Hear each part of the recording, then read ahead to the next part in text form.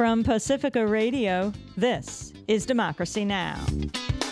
25 years ago, on February 19th, 1996, Democracy Now! Went on the air. Today, we take a freewheeling journey through the years. Chevron, just like Shell, uses the military to protect its oil activities. They drill and they kill. Well, you just listen to me. You ask the questions, and I'm going to answer. You have asked questions in a hostile, combative, and even disrespectful tone, and you have never been able to combat the facts. You are Troy Davis.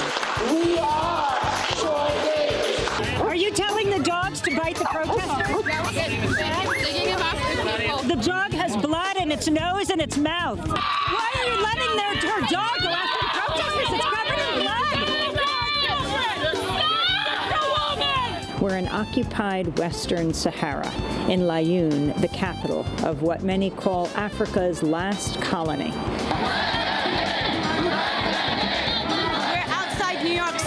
John F. Kennedy Airport, outside Terminal 4, where thousands of people have gathered to protest the Trump administration's executive order.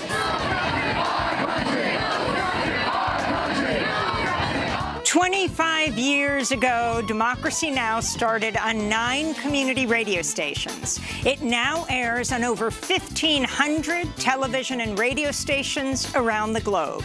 All that and more coming up.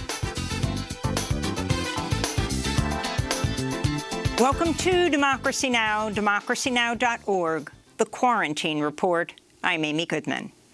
Millions of U.S. residents endured another day with shortages of water, heat, or electricity Thursday as the death toll from winter storms rose to at least 49.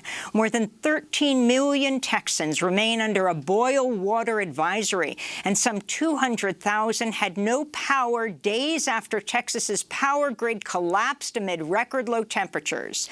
The Electric Reliability Council of Texas, which operates the grid, said Thursday the state was seconds and minutes away from a catastrophic failure that could have led to a months-long blackout. This week's power outages also led to big delays in COVID-19 vaccine distribution and soaring fuel prices around the country.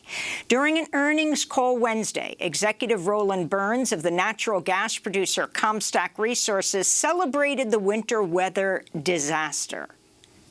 This week is like hitting the jackpot, is some of these incredible prices. I mean, frankly, we were able to get super premium prices for a material amount of production. On Thursday, Mexico's President, Andrés Manuel López Obrador, called on Mexicans to ration electricity after Texas shut off exports of natural gas amidst the crisis. Meanwhile, Texas Republican Senator Ted Cruz returned to his home in Houston Thursday, a day after his family fled to Mexico, to Cancun, to escape the blackout and winter cold. Text messages show Cruz's wife complained the family's home was freezing and invited others to join the family at the Ritz-Carlton in Cancun. On Thursday, Senator Cruz defended his actions as he prepared to board a flight back to Texas. Yesterday, my daughters asked if they could take a trip with some friends, and Heidi and I agreed, so I flew down with them last night, dropped them off here, and now I'm headed back to Texas and back to continuing to work to try to get the power on. Senator Cruz was initially booked to stay in Mexico until Saturday. He was met by protesters calling for his resignation at Houston's airport and in the bitter cold outside his home with signs that said "Resign" and "Fled Cruz." In South Africa, health authorities have launched a trial campaign of the Johnson & Johnson COVID-19 vaccine as they battle a coronavirus variant that's become dominant across southern Africa. The pivot to the Johnson & Johnson vaccine came after a small clinical trial showed the AstraZeneca vaccine failed to prevent most cases of mild and moderate disease in South Africa. South African officials have pledged to share unused doses of the AstraZeneca shot with other African nations. In Peru, revelations that politicians secretly received China's Sinopharm vaccine as early as last September, before it was even approved, have rocked Peru. Then President Martin Vizcarra was one of just hundreds who were reportedly given the shot as Peru's death toll surged. Pfizer says its COVID-19 vaccine might not need to be kept at ultra-low temperatures anymore and is asking the U.S. Food and Drug Administration to allow its shots to be stored at temperatures found in common pharmaceutical freezers. If approved, the change could greatly ease distribution of the Pfizer vaccine. Meanwhile, Cuba is approaching the final testing phase for its own vaccine, Soberana 2, or Sovereign 2. Cuba has said it may offer the vaccine to tourists once it's approved. In the United States, more than 2,500 people died of COVID-19 Thursday, with another 70,000 new cases recorded. The official U.S. death toll is on pace to top 500,000 before the end of the month. The Washington Post reports that, on average, one person died of COVID-19 every 28 seconds in January. President Joe Biden is visiting Pfizer's COVID-19 vaccine manufacturing plant in Michigan today to continue his push for a proposed $1.9 trillion coronavirus relief package. Biden will also appear at a virtual summit of G7 leaders to announce the U.S. will give $4 billion to COVAX, the international program to get vaccines to poorer countries. Former President Trump opted out of COVAX last summer. Biden is also giving his first presidential speech aimed at an international audience. At a virtual meeting of the Munich Security Conference, Biden will focus on restoring U.S. ties with Western European allies in a united front against Russia and China. In immigration news, the Biden administration issued new guidelines Thursday directing Immigration and Customs Enforcement, ICE, to focus apprehensions and deportations on asylum seekers and immigrants who've recently crossed into the U.S. and those who are determined to be national security and public safety threats. Immigrant justice advocates warned Biden's new enforcement rules continue to criminalize immigrants and asylum seekers. They also denounced the targeting of incarcerated and formerly incarcerated immigrants and refugees. In a statement, the American Civil Liberties Union called Biden's plan a disappointing step backward, adding, quote, while the Biden administration rightly acknowledges that immigrants are our family members, our co-workers, and our neighbors, for now it's chosen to continue giving ICE officers significant discretion to conduct operations that harm our communities and tear families apart. In Ethiopia, residents of the city of Aksum have described a massacre by Eritrean troops last November. A deacon at the Church of St. Mary of Zion told the Associated Press as many as 800 people were killed by Eritrean soldiers who burst into the church, cornering and dragging out worshippers and shooting at those who fled. Some 3 million people have been displaced since a conflict broke out in Ethiopia's Tigray region late last year, and opposition groups say at least 52,000 people have been killed. The U.S. said it's prepared to have talks with Iran and other parties involved in the 2015 Iran nuclear deal, which former President Trump unilaterally withdrew from. The U.S. has said it would return to the agreement if Tehran came into full compliance, though Iran has repeatedly said the U.S. must first lift all sanctions imposed by Trump. On Thursday, the Biden administration lifted travel restrictions for Iranian diplomats to the UN in New York City. Satellite imagery shows Israel has been expanding its Dimona nuclear facility in the Negev desert. The secretive facility has played a key role in equipping Israel's nuclear arsenal. The U.S. Capitol Police Department has suspended 6 officers without pay over their actions during the January 6th attack on Congress, including an officer who posed for selfies with members of Trump's mob. Another officer wore a red MAGA hat and directed rioters around the Capitol building. 29 other officers remain under investigation. A federal appeals court has rejected a bid from New York police unions to keep disciplinary records from the public after lawmakers last summer repealed the controversial 50A law amid the historic Black Lives Matter uprising. Advocates are calling on Mayor Bill de Blasio to release the records without delay. He said they could be released as early as next week. Vice President Kamala Harris said Thursday the 2.5 million women who had to leave the U.S. workforce due to the pandemic is a national emergency, as she urged support for the administration's $1.9 trillion coronavirus relief package. At a virtual event on women and the economy hosted by Harris Thursday, California Congressmember Barbara Lee addressed the issue of poverty. This crisis has plunged more than 8 million more people into poverty since last year. About 1 in 7 households nationwide, including more than 1 in 5 and Latino households, and many Asian American, Pacific Islander, and Native American households are struggling just to secure the food that they need. And in Guatemala City, thousands took to the streets Thursday in a protest led by indigenous leaders denouncing years of state violence against indigenous communities. Protesters are also demanding the resignation of the president. This is former presidential candidate and indigenous leader Thelma Cabrera speaking to the crowd. The worst pandemic that exists in Guatemala is corruption. It's the theft that operates in the 3 branches of government of this colonial state, this nation state. Today we showed them that we are here and stronger than ever. And those are some of the headlines. This is Democracy Now!, DemocracyNow.org, The Quarantine Report, The War and Peace Report. I'm Amy Goodman. Today, a Democracy Now! Special, celebrating 25 years on the air. On February 19th, 1996, on the eve of the New Hampshire presidential primary, Democracy Now! Aired for the first time on 9 community radio stations. This is Democracy Now!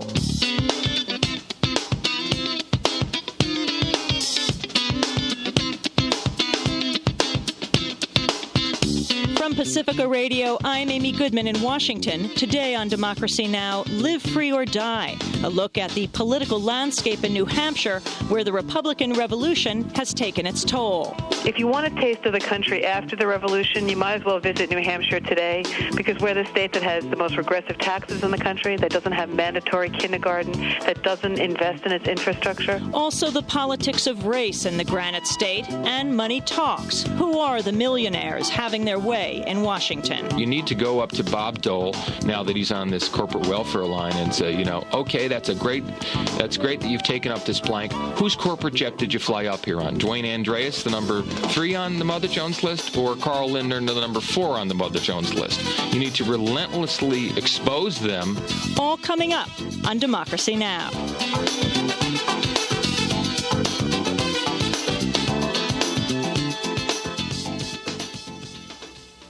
Today is President's Day, and tomorrow is the New Hampshire primary. Welcome to the maiden voyage of Democracy Now!, Pacifica's daily national election show. Greetings to our audiences in California, Texas, New York, Pennsylvania, Washington, D.C., Washington State, Kansas City, and Colorado.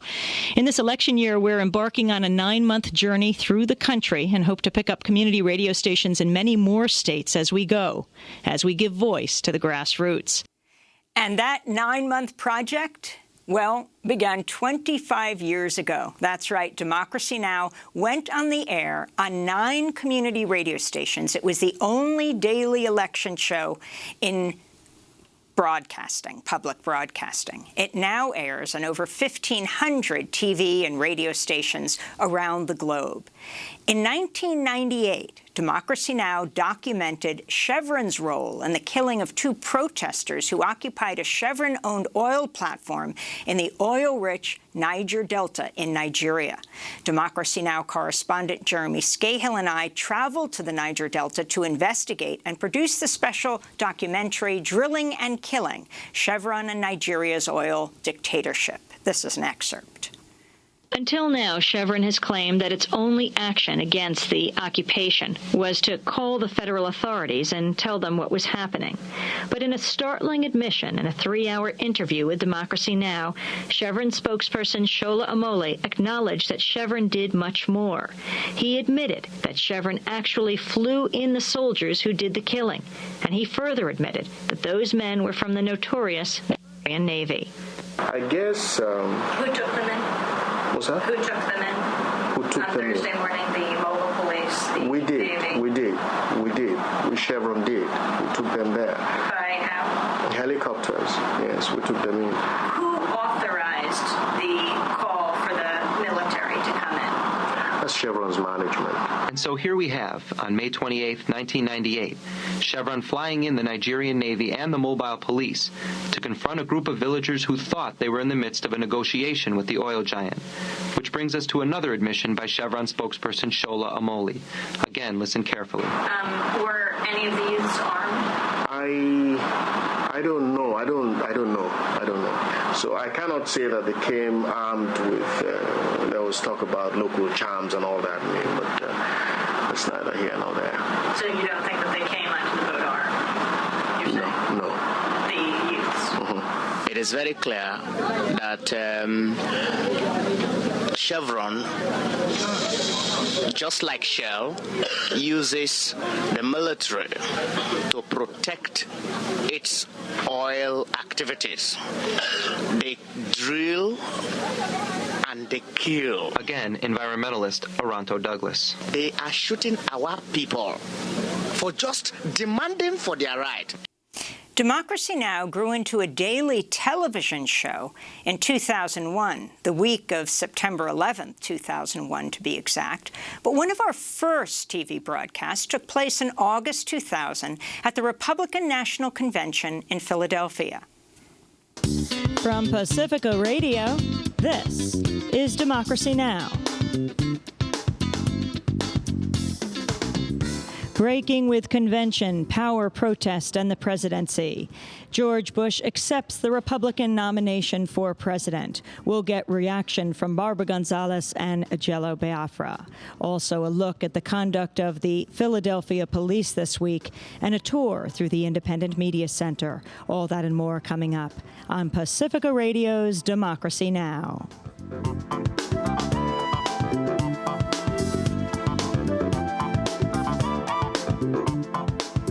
You are listening to Pacifica Radio's Democracy Now!, broadcasting on community radio stations around the country, on public access TV stations around the country, on the Internet, both live streaming and video casting at www.democracynow.org, and an unprecedented community media collaboration. I'm Amy Goodman here with Juan Gonzalez as we continue a reaction to the nomination speech of the acceptance speech of George W. Bush for nomination by the Republican Party as their presidential candidate. Juan? Yes, as I said, an amazing speech by Bush, and he actually attempted basically to portray himself as a caring, sensitive, compassionate conservative, but the reality of the message that he was bringing of increased military spending, of privatization of portions of Social Security accounts, of charter schools that would help to begin to tear apart the public school system rather than raise the level of the public school system throughout, I think was one that was clearly at the right fringe of American politics today. On Election Day 2000, then-President Bill Clinton called Pacifica radio station WBAI in an attempt to get out the vote for Hillary for Senate and Al Gore for president. While he may have intended to spend about 2 minutes on the phone, WBAI host Gonzalo Alberto and I kept him on the line for about half an hour, asking him about topics that weren't being discussed in the presidential race. Mr. President, are you there? I am. Can you hear me? Yes, we can. Yes. You're calling radio stations to tell people to get out and vote. What do you say to people who feel that the two parties are bought by corporations and that they are, at this point, feel that their vote doesn't make a difference? There's not a shred of evidence to support that. President Clinton, UN figures show that up to 5,000 children a month die in Iraq because of the sanctions against That's not true. That's not true. And that's not what they show. The past two UN heads of the program in Iraq have quit, calling the U.S. policy, U.S. UN policy, genocidal. What is your response to that? They're wrong. They think that we should reward. Saddam Hussein says, I'm going to starve my kids unless you let me buy nuclear weapons, chemical weapons, and biological weapons. If you let me do everything I want to do so I can get in a position to kill and intimidate people again, then I'll stop starving my kids. And so we're supposed to assume responsibility for his misconduct. That's just not right. Many people say that Ralph Nader is at the high percentage point he is in the polls because you've been responsible for taking the Democratic Party to the right. What is the measure of taking the Democratic Party to the right? That we cut the welfare rolls in half, that poverty is at a 20-year low, that child poverty has been cut by a third in our administration, that the schools in this country, that the test scores since we've required all the schools to have basic standards, test scores among African Americans and other minorities have gone up steadily. Can I say what now, some people... Let me just finish. Let me just say... Now, wait a minute. You started this, and every question you've asked has been hostile and combative. So you listen to my answer. Will you do that? They've been critical. Now, you just listen to me. You ask the questions, and I'm going to answer. You have asked questions in a hostile, combative, and even disrespectful tone, and you have never been able to combat the facts I have given you. Now, you listen to this. That was President Clinton in a surprise call to WBAI on Election Day in 2000. The White House would later call me and say they were thinking of banning me from the White House. And I said, but he called me. I didn't call him. Well, when we come back, we'll continue our look back at the past 25 years of Democracy Now! Gonna lay down my sword and shield down by the riverside.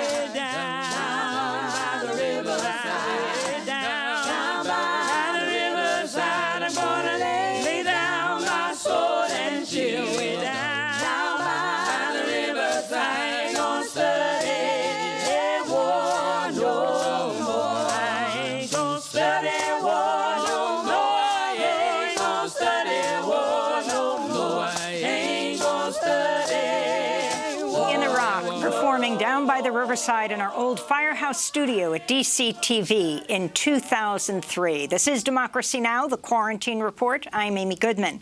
On the morning of September 11, 2001, Democracy Now! Was on the air when the World Trade Center was attacked down the street. Broadcasting on radio for over 6 hours, Democracy Now! Covered the attacks just blocks from Ground Zero. The latest news we have is that there have been widespread attacks that include at least 3 commercial jet crashes. We now believe perhaps 3 commercial jet crashes into significant buildings. In the first attack, a plane hit the North Tower of the World Trade Center in Manhattan shortly before 9 o'clock, followed by another plane into the second tower about 20 minutes later. Both towers later collapsed. About an hour later, a plane crashed into the Pentagon, part of which later collapsed. Democracy Now! Closely followed the fallout from the 9/11 attacks both at home and abroad. In December, Masouda Sultan, an Afghan-American woman, reported on Democracy Now! From Afghanistan about a U.S. air raid that killed 19 members of her family. They described the scene where they were running with their kit in their arms, dodging bullets left and right, while they saw balls of fire falling down to the earth. There were women and children running for their lives, being shot at by a helicopter hovering over their homes. And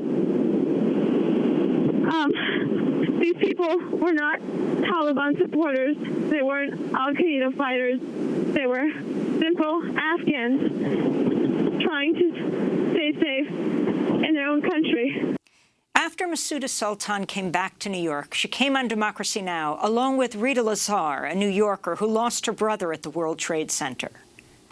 I live on the 15th floor and ran to my neighbor's house, and she has a clear view of downtown Manhattan. And I looked out her window and saw the second plane hit the second building. And it dawned on me, my brother works there. I went down to the hospitals to see if his name was on the list. And then I realized he had died.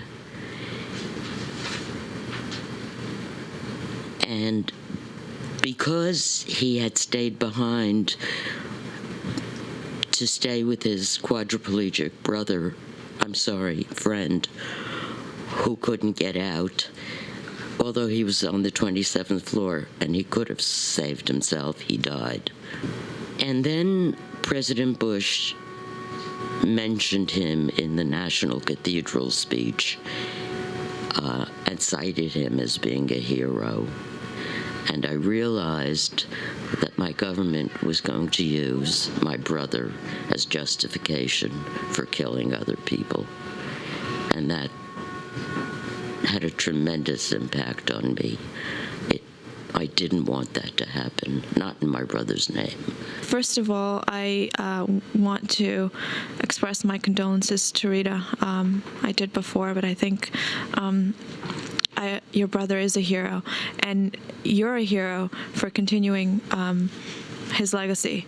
And it's amazing to me that someone who's lost so much isn't as revenge hungry as some of the other people that seem to want to, go start bombing, whoever, wherever. That's Masouda Sultan and Rita Lazar in our Firehouse studio. Rita died in 2017. As we continue our Democracy Now! Journey through the decades, on May 20th, 2002, East Timor became one of the newest nations in the world, an independent country after decades of occupation by Indonesia. I had been reporting on East Timorese independent movement for years. On November 12th, 1991, journalist Alan Nairn and I were there when Indonesian troops armed with U.S.-made M16 rifles opened fire on thousands of unarmed East Timorese civilians gathered at the Santa Cruz Cemetery. I lost one sister and two brothers. It was 10 days before I was to give birth. The army was shooting people, and they would die at our feet, but you couldn't stop to help them. I know families that were totally wiped out. Two American newsmen badly beaten, Mr. Alan Nairn and Mr. Amy Goodman. The Indonesian army converged in two places. Hundreds and hundreds of troops coming straight at the Timorese. When they came,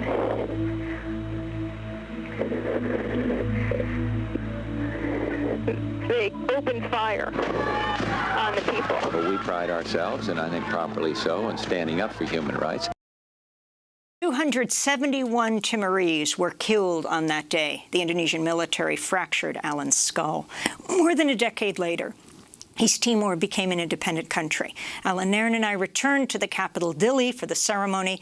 Alan questioned former President Bill Clinton.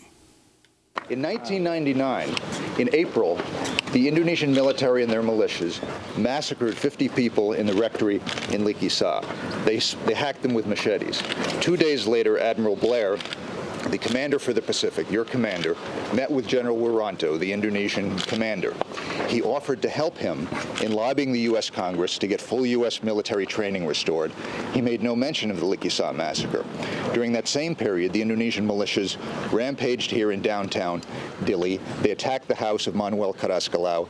They massacred the refugees there. Yet you continued for months with aid to the Indonesian military. Why? Question, sir. Why do you continue with aid to the Indonesian military if they were killing civilians? I can't answer the question you asked about Admiral Blair. You'll have to ask him that because I'm not aware of that.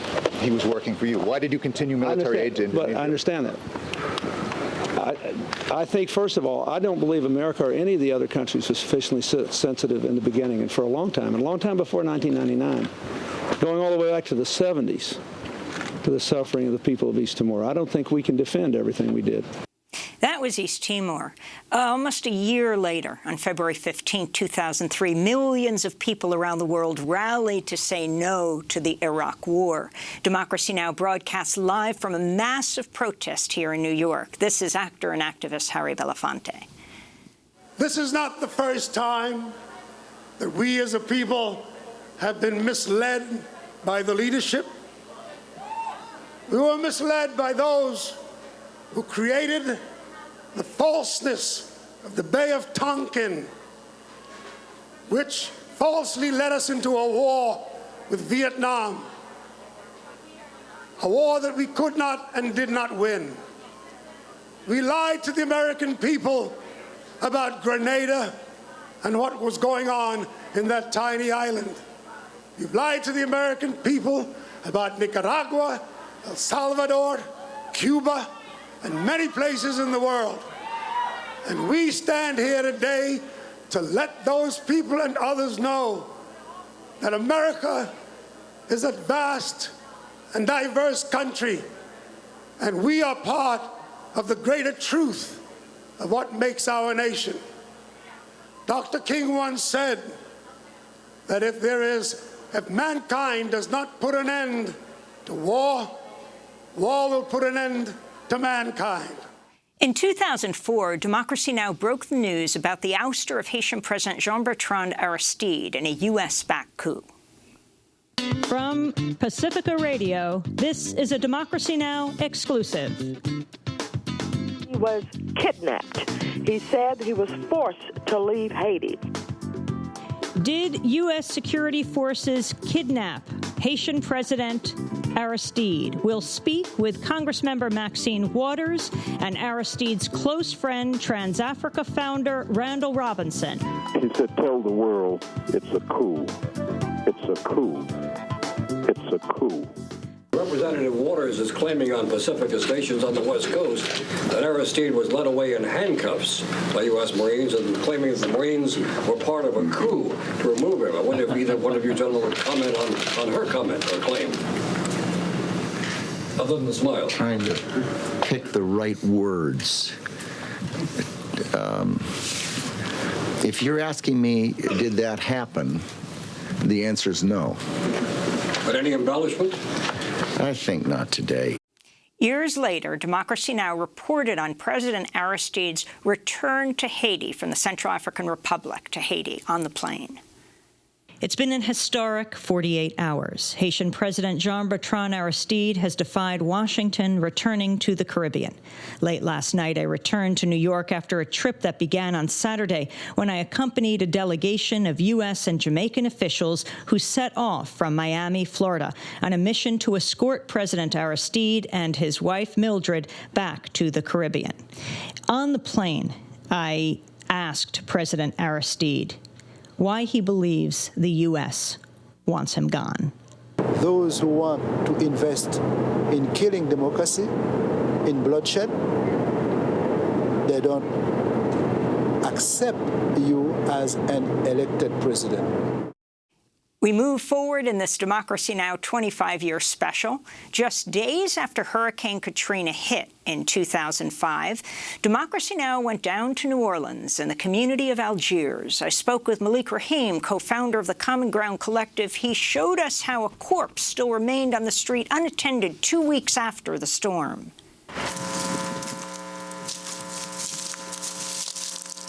Now, his body been here for almost 2 weeks, 2 weeks tomorrow, all right, that this body been laying here.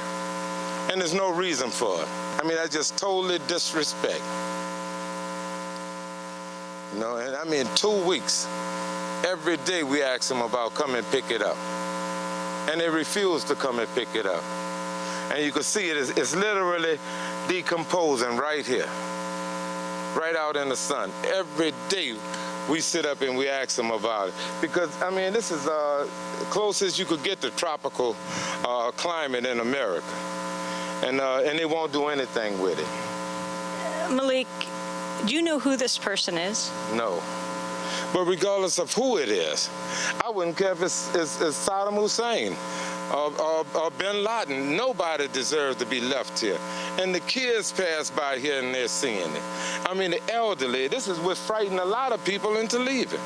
We don't know if he's a victim of vigilantes or what, but that's all we know is that his body had been allowed to remain out here for over 2 weeks. In September 2005, Democracy Now! Met with Venezuelan President Hugo Chavez in his first sit-down interview in the United States. Mr. President Hugo Chavez, your assessment of President Bush, of the invasion and occupation of Iraq, and do you think if it weren't Iraq, it would have been Venezuela? Ellos quieren ese petróleo. Now, it is clear that the U.S. government wants oil. That's why they planned. Primero fueron por el de Venezuela. First, they tried to get the Venezuelan Fue el oil. golpe contra nosotros. And that was the coup they staged. Eso fue un golpe against petrolero. us. That was a oil-motivated coup. Querían tener asegurado el petróleo venezolano have the control over Venezuelan oil para luego ir por el de Irak. Before going for Iraq's oil. Fracasaron en Venezuela. They failed in Venezuela. Se lanzaron sobre Irak. So they rather went to attack Iraq. In 2007, then CNN anchor Lou Dobbs was interviewed by Juan Gonzalez and I on Democracy Now! So that the question is that there is a huge disparity between the economic levels in Mexico and the economic levels in the United States. And you have properly said many times on your show that American companies are creating the problems rather than helping to alleviate the problems. All that would be needed to do is to raise the economic level in Mexico, and the entire illegal immigration population problems would decline in this country. And not only that, but the country, if it had a higher immigration quota, instruction, or are you telling me what we agree upon? No, we don't agree. We don't agree because you are demonizing illegal immigration as a separate issue. How in the world can you use my name and anti-immigrant in the same breath? When we hear comments like a third of the from you, we've played them, so we can't refute the videotape. Look, we can't refute. A third of prisoners we discussed that? Are illegal immigrants. No, a third of prisoners are illegal immigrants. Not true. 7,000 leprosy cases in the last 3 years because of illegal immigrants. Romans not misspoke. True. We said that, and that's as straightforward as we can put And you it. made an announcement on your show, and you will say it here, that it is not true. Illegal immigrants are not responsible for 7,000 cases of leprosy over the last 3 years. Not over the last 3 years. That's Lou Dobbs on Democracy Now! In 2007. Fox Business recently dropped his show after he and the network were sued for spreading lies about the 2020 election. Well, on September 1st, 2008, Democracy Now! Producer Sharif Abdel-Quddus, Nicole Salazar and I were among the journalists arrested during a police crackdown at the Republican National Convention in St. Paul. As the riot police came at Nicole shouting, "On your face," she shouted back, "Press, press." Watch out, press! Get out of here! Go! Oh, where are we supposed to go? Get out of here! Dude, I can't see! No! Press! No! Press! Get down on your face! On your face! Get down on your face! Get down on your face!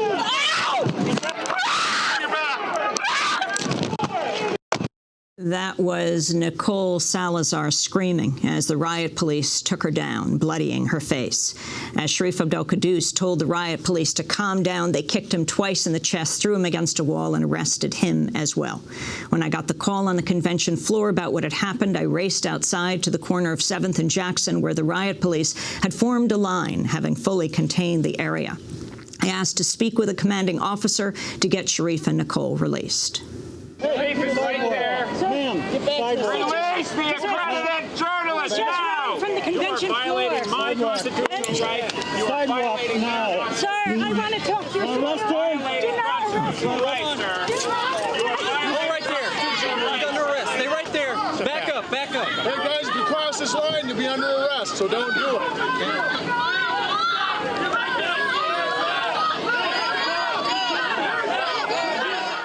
Sharif, Nicole and I would sue the St. Paul and Minneapolis police. When we come back, we'll have more on our 25th anniversary special in a moment. Nicole Salazar has just won a major producer award at Sundance for producing a series called Philly DA. Stay with us. People have the power. People have the power. People have the power. People have the power. Make it so.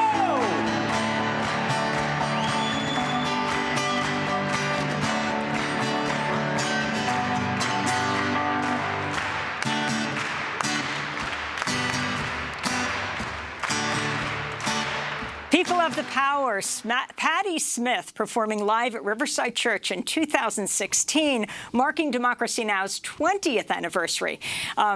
Michael Stipe was in the audience of REM, and he jumped up on the stage and joined her. To see all of the full shows that include these excerpts, you can go to DemocracyNow.org. Yes, this is Democracy Now!, DemocracyNow.org. I'm Amy Goodman. As we continue to look at 25 years of Democracy Now!, we turn to the Egyptian revolution that ousted President Hosni Mubarak in 2011. Democracy Now!'s Sharif Abdel-Quddus was on the ground in Cairo. Here we're on the edge of Tahrir Square. There are many rocks and stones that have littered the ground here. Army tanks are stationed, but they just stood by as Mubarak's thugs came in on horseback and camel and attacked crowds. There's many wounded here in slings. They're bandaged. Here's a child. He's about 5 or 6 years old. He's being fed yogurt by his mother. He's bruised on the side of his face. I asked his mother what happened to him, and she said, he's a revolutionary. He's fighting for his future. Mubarak resigned 1 week after Sharif Abdel-Quddus's report. As we move on right now, we're moving on to talk about September 21st, 2011. Democracy Now! Broadcasting live for 6 hours from the grounds of the prison in Georgia where Troy Anthony Davis was executed. We're the only news outlet to continuously broadcast live from the prison grounds. From Georgia's death row prison in Jackson, this is a Democracy Now! Special broadcast. We are just an hour from the scheduled execution of Troy Anthony Davis, an execution the whole world is watching. And I just would like to say that, you know, I've been battling cancer for 10 years, and I don't have cancer, but I'm reaping some of the effects of the medicine. Several months ago, I was doing fine. And after that, I couldn't get up out of the chair. But I'm here to tell you that I'm going to stand here for my brother today. Mama, thank you. Let's go.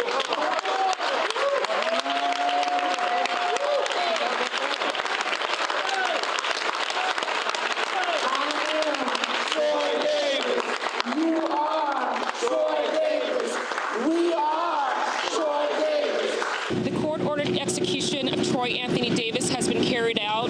The time of death is 11:08 p.m. At this time, the media witnesses will be coming out to give their first-hand account of what happened during the execution. Again, prison official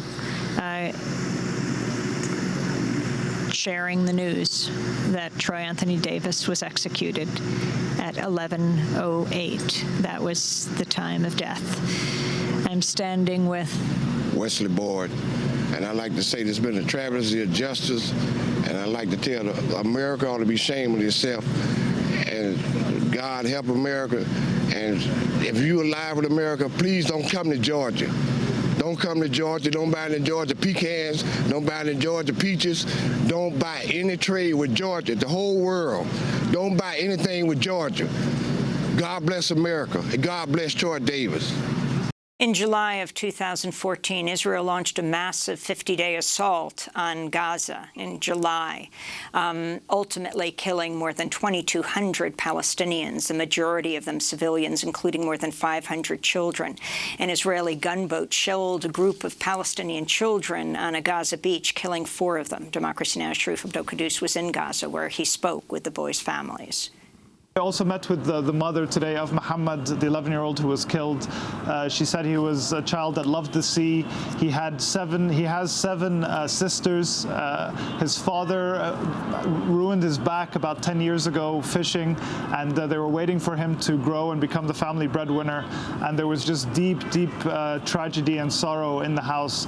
On August 9, 2014, in Ferguson, Missouri, Darren Wilson, a white police officer, fatally shot unarmed African-American teenager Michael Brown. The shooting sparked mass protests, became a key moment in the Black Lives Matter movement. In the aftermath of the shooting, Democracy Now! Traveled to Ferguson. So tell me your name and tell me what your sign says and what do you think? My name is Rona, and my sign is Negro Spring. The same as the Arabs fought for their rights, for their civil rights, to oust their corrupt government, we're fighting for our civil rights, our human rights. We would like, as an end result to this, one of the end results, for there to be a law. Police officers should not be allowed to hide behind a badge when they commit a crime. When we commit a crime, we have the penalties. They should have penalties. It's not fair. They should not be treated like extra special humans. What do we want? Justice! Word is out here. Now! In July 2015, Democracy Now! Interviewed all three co-founders of the Black Lives Matter movement, Patrisse Cullors, Opal Tometi, and Alicia Garza. This is Alicia. The Black Lives Matter movement has to, by its very nature, be intersectional because of the complexities of who Black people are in this country and throughout the world. There's nothing separate about wages from Black life and the survival of Black people than police violence and police terrorism. We even still have a situation in this country where we have Black workers who are not covered by federal labor protections, like domestic workers and farm workers. So we certainly can't just look at the issues of police violence. Police violence is the tip of the iceberg when it relates to the conditions overall of Black people across the globe. In 2015, Democracy Now!'s Nermeen Sheikh and I and the team were in Paris for the historic UN Climate Change Summit. While in France, we traveled an hour and a half north to the city of Calais, site of the largest refugee camp in France. 6,000 to 7,000 people were camped out in makeshift tents in what was known as the jungle. My name is Majd. I'm from Syria. I'm here like everyone. I'm a refugee escaped from the war. Everyone is fighting in my country. Yes. So I escaped from the war. I don't want to be dead for nothing. We're just back from Majid's tent where he lives with two other men, and we're now on the street of, well, makeshift restaurants. There's a barber shop. This is the Kabul Cafe. And right here, as we're going in, is a map of the whole camp. My name is Sikandar. I'm from Afghanistan. The map of this camp, it's like a map of the world, or a part of the world. It's a map of where refugees are from. Most of these countries have been bombed by the United States. I really didn't think about it. The map of the jungle is looking like the map of the world. Syria, Afghanistan, Iraq, Sudan. Yeah, it's true. I didn't think about it, but yeah, it's true. My name is Sadiq Hussein Khail, and I am from Afghanistan. So what do you think the U.S. should be doing now? You know, U.S. is just increasing the war. Actually, U.S. don't want to finish the war. It's their game. It's the game of George W. Bush, Obama, and all the European Union. They don't want to finish that. Moving on to 2016, Democracy Now! Traveled to the Standing Rock Sioux Reservation in North Dakota to document the historic indigenous uprising against the Dakota Access Pipeline. Criminals! You guys are criminals! Go get your money somewhere else! We're standing at the construction site of the Dakota Access Pipeline. It looks like there are at least 3 bulldozers that are, to people's surprise at this moment, actually bulldozing the land. There's a helicopter above, there's security here, and hundreds of people have been marching up when they heard that the construction site is actually active right now. Look what you're doing to him! People have gone through the fence, men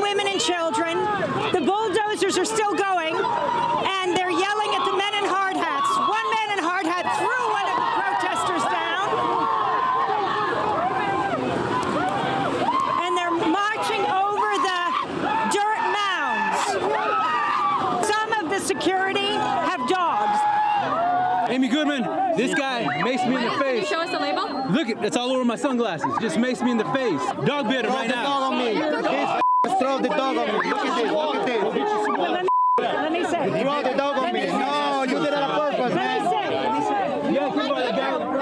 Over there, with that dog. I was like walking, throw the dog on me straight, even without any warning, you know. Look at this.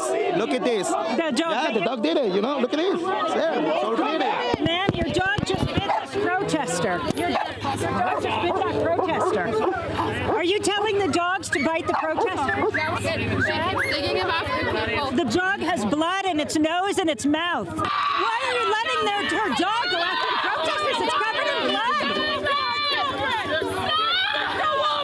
Only a few hours before the attack, we sat down with Standing Rock Sioux tribal historian LaDonna Bravebull Allard. I don't understand why we are expendable in America. I keep telling people, we do our best. We have always been here.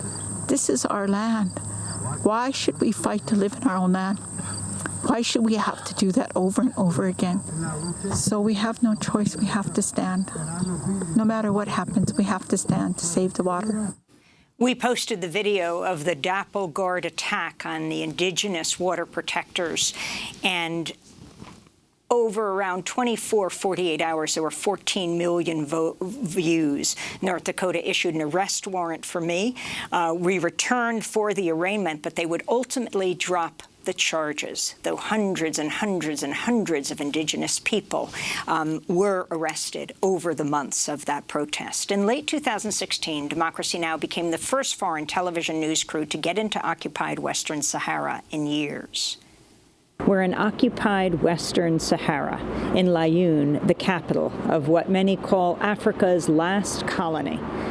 Morocco occupied Western Sahara more than 40 years ago, in 1975.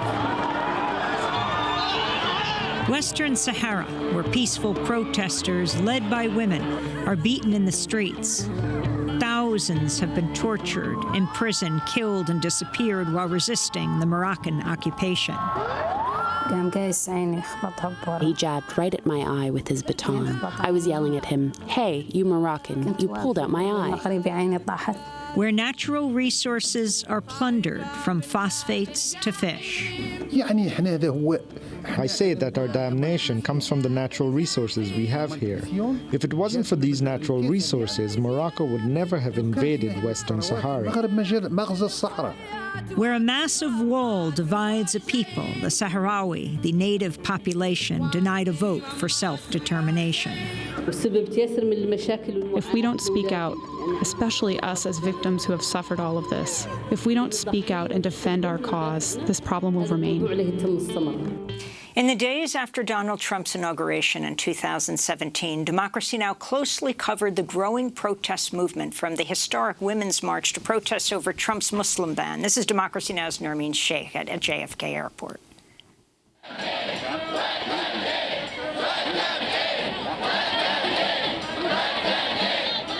outside New York City's John F. Kennedy Airport, outside Terminal 4, where thousands of people have gathered to protest the Trump administration's executive order, which has prevented many people from 7 Muslim-majority countries from entering the United States. More than 10 of them here detained at Terminal 4. Thousands of people here chanting, "Let them in. This is what democracy looks like, and refugees welcome here." Let's talk to some of the people here. My name is Mamita Ahmed, and I'm here today because as a Muslim woman, I find this ban extremely just personal to me, because I have family members who are on visa and now they are at risk of not being able to leave or enter the country. In 2018, Democracy Now! Traveled to the Delta Conservation Camp, a jail an hour north of San Francisco, to meet the prisoners who are fighting California's devastating wildfires. We begin today's show with the hidden heroes on the front lines of California's raging climate-fueled wildfires, prisoner firefighters. They make $1 an hour, but are rarely eligible to get jobs as firefighters after their release. According to some estimates, California saves up to $100 million a year by using prison labor to fight its biggest environmental problem. The Democracy Now! Team traveled to the Delta Conservation Camp, about an hour north of San Francisco, to a low-security prison where more than 100 men are imprisoned. My name is Marty Vinson. I'm 25 years old, and I came to this camp about mid-July this year. You're risking your life here. It's exactly what's going on.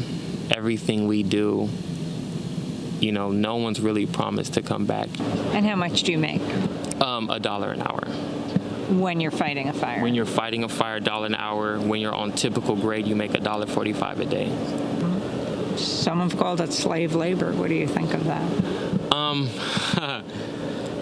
I don't really want to call the work slave work, but I feel like it's their whole mentality and what they're thinking about at the end of the day. No matter what, regardless if we're incarcerated or we're free, we're getting paid $1 an hour. We were surrounded by guards as he spoke. In 2018, the Democracy Now! Team reported from the U.S.-Mexico border in Texas. We're broadcasting from Brownsville, Texas, along the U.S.-Mexico border. Behind me, the border wall that stretches in sections all the way through California.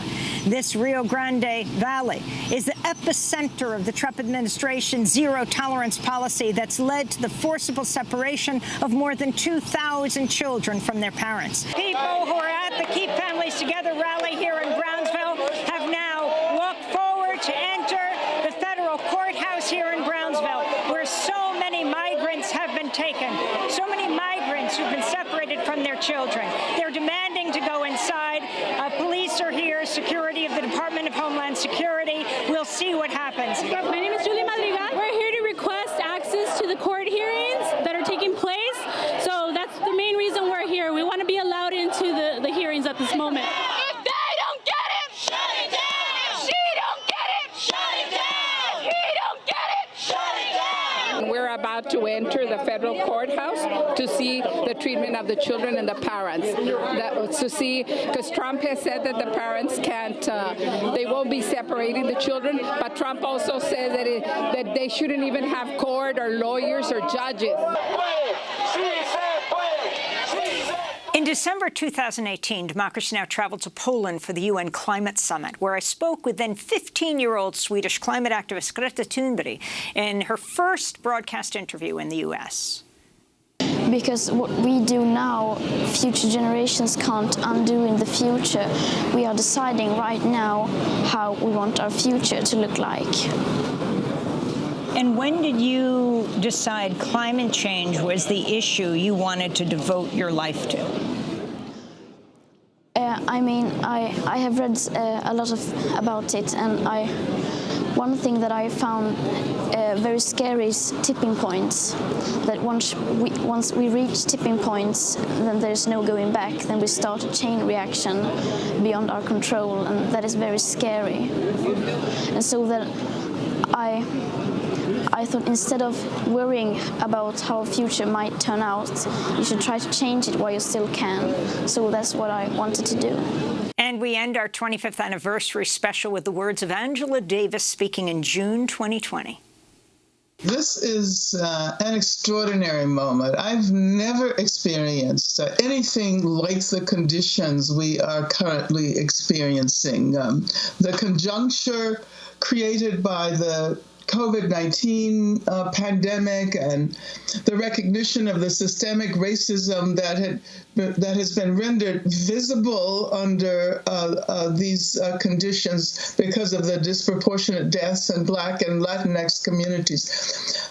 And this is a moment I don't know whether I ever expected to experience.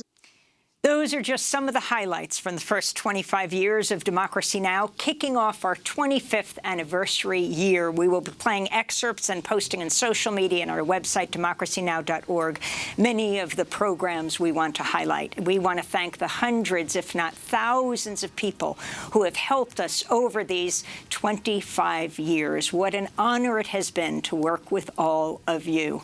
With my colleague Juan Gonzalez and Nermeen Sheikh, we thank all of you for for being with us for 25 years. I'm Amy Goodman. Wear a mask. Where to? Stay safe. Thank you so much.